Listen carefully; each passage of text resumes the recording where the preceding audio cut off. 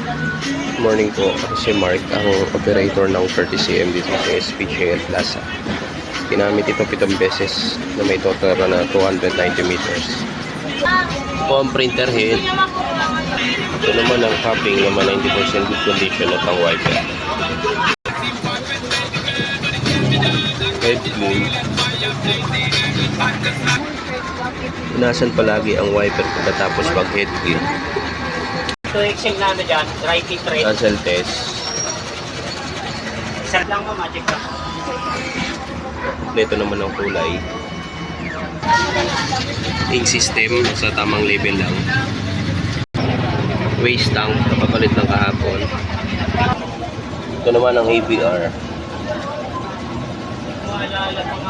Ito naman ang consumable ko na use. Ito naman ang unused.